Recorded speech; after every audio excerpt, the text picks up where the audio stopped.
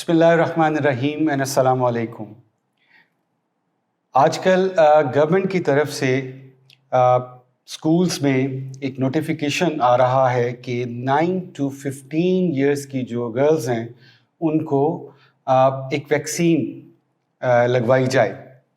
تو اس حوالے سے بہت سارے پیرنٹس کے ذہنوں میں بہت سارے سوالات اور متس ہیں۔ میں نے سوچا کہ ان سوالات کو ایڈریس کیا جائے، اس بیماری کے بارے میں عوام الناس کو کچھ انفارمیشن پرووائڈ کی جائے تاکہ ایک کمیونٹی کا بھلا ہو سکے۔ تو سب سے پہلے یہ جو ویکسین جس کی بات ہو رہی ہے، یہ بات ہو رہی ہے سروائیکل کینسر، ایک ڈیزیز ہے جس کے خلاف، جس کے بچاؤ کے لیے یہ ویکسین گورنمنٹ ایڈوکیٹ کر رہی ہے۔ میرے پاس کچھ سٹیٹس ہیں۔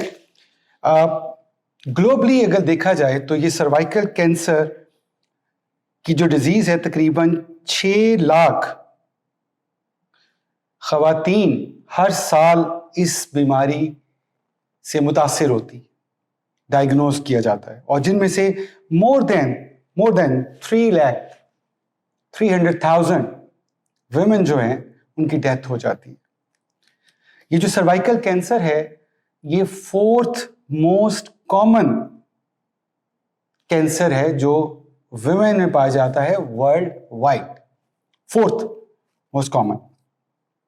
اور رفلی 90% جو نیو کیسز اور ڈیتھس جو ابھی ہو رہی ہیں وہ لو انکم کنٹریز میں یا لو اینڈ مڈل انکم کنٹریز میں ہو رہی۔ پاکستان کی بات کر لی جائے تو پاکستان میں تقریباً 68.6 million women in Pakistan are aged 15 years or older, right؟ اور جو کہ ظاہر ہے they are at risk of this cervical cancer, number one. Then ہمارے پاکستان میں nearly around 6,000 ویمن جو ہیں وہ سروائیکل کینسر سے ان کی تشخیص ہوتی ہے، اور ان میں سے more than 3,000 ان کی ڈیتھ ہو جاتی ہے۔ So it means کہ more than around 60 to 65% of جو سروائیکل کینسر ڈائیگنوز ہم کرتے ہیں ان وومن کی ڈیتھ ہو جاتی ہے due to many reasons, due to late diagnosis یا limited access to treatment or anything or screening۔ Pakistan کی ہی بات کی جائے تو it's the 3rd most common cancer among all women in Pakistan۔ دنیا میں یہ 4th نمبر پہ ہے اور پاکستان میں یہ cancer, cervical cancer 3rd number پہ آتا ہے۔ اینڈ سیکنڈ موسٹ کامن ہے اگر آپ 15 to 44 ایئر آف ایج، جو ریپروڈکٹیو ایج آف ویمن ہے اس کی بات کریں تو یہ 2nd نمبر پہ آتا ہے۔ سو جو سروائیکل کینسر ہے اس کی جو سب سے بڑی وجہ ہے وہ ایک وائرس ہے جس کا نام ہیومن پیپیلوما وائرس ہے، اور دا گڈ نیوز از کہ اس کے خلاف ویکسین تیار ہو گئی ہے and which is in use since last 1 or 2 decades in the western world، اور جس کی وجہ سے جو ڈیولپڈ کنٹریز ہیں وہاں پہ اس کی ریشو کم ہو رہی ہے، بٹ لو اور مڈل انکم جو کنٹریز ہیں ان میں ریشو بڑھ رہی ہے۔ سو یہی وجہ ہے کہ ناؤ گورنمنٹ آف پاکستان نے یہ ویکسین پاکستان میں اس کو لانچ کیا ہے، اور اس کو اسکولس میں جو ہماری گرلز ہیں ان کو لگانے کا نوٹیفائی کیا جا رہا ہے۔ The best age is 9 to 15 years, right? That is why government جو پرائمری اور مڈل اسکولز ہیں ان کو نوٹیفائی کر رہی ہے کہ بٹوین 9 to 15 ایئرز آف کی جو گرلز ہیں that is the ideal age of vaccination.